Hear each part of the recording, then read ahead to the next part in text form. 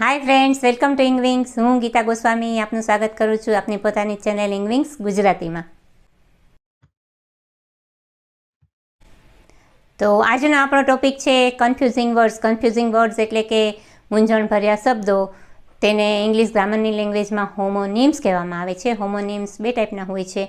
એક હોય છે હોમોગ્રાફ્સ અને બીજું હોય છે હોમોફોન્સ. હોમોગ્રાફ મીન્સ કે જેના સ્પેલિંગ સરખા હોય પણ તેના મીનિંગ અલગ અલગ નીકળે છે. અને હોમોફોન્સ કે જેનું ઉચ્ચારણ જે તમે બોલો તેનું પ્રોનાઉન્સિએશન એક જ હોય પણ તેના સ્પેલિંગ અલગ અલગ હોય અને તેના મીનિંગ પણ અલગ અલગ હોય છે. તો આજે આપણે શીખીએ હોમોફોન્સ. તો આજે આપણે એવા બે શબ્દો શીખીએ કે જેનું ઉચ્ચારણ સરખું છે પણ તેના સ્પેલિંગ અલગ અલગ છે અને તેના મીનિંગ અલગ અલગ છે. તો તેનો પહેલો શબ્દ છે એક્સેપ્ટ અને બીજો છે એડવાઇસ.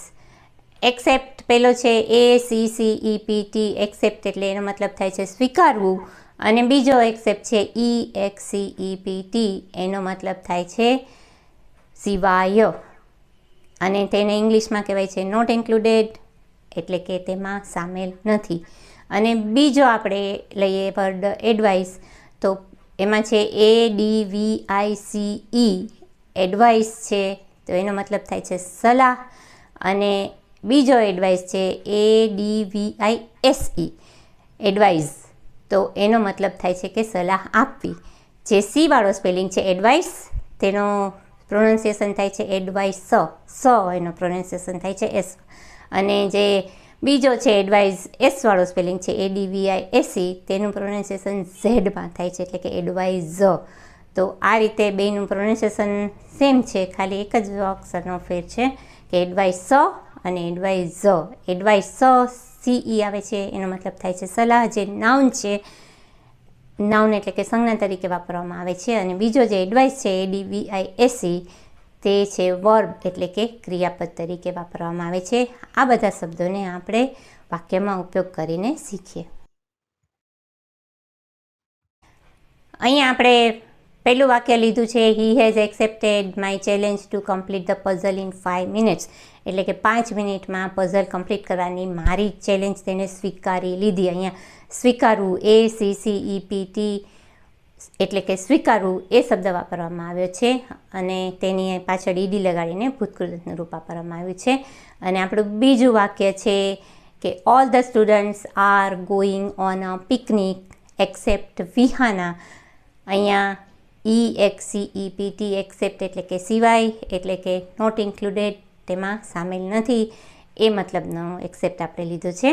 તો EXCEPT એક્સેપ્ટ એટલે કે સિવાય કે બધા જ સ્ટુડન્ટ્સ પિકનિક પર જઈ રહ્યા છે તેમાં વિહાના સામેલ નથી એટલે વિહાના સિવાયના બધા સ્ટુડન્ટ પિકનિક પર જઈ રહ્યા છે.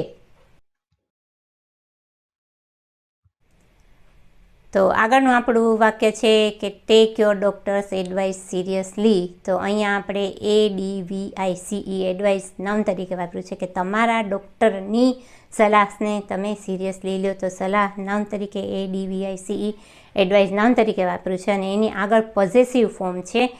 ડૉક્ટરની આગળ એપોસ્ટ્રોફી S લગાડીને પોઝેસિવ ફોર્મ બનાવ્યું છે. તો જ્યારે એડવાઇસ ADVICE વાપરવામાં આવે ત્યારે હંમેશા એની આગળ પોઝેસિવ પ્રોનાઉન લગાડવામાં આવે છે અથવા તો પોઝેસિવ ફોર્મવાળો એપોસ્ટ્રોફી S લગાડવામાં આવે છે. તો એડવાઇસની આગળ માય, યોર, હર, હિઝ એ ટાઈપના જ્યારે પોઝેસિવ પ્રોનાઉન લગાડવામાં આવે તો એની પાછળ હંમેશા ADVICE as a noun use થાય છે.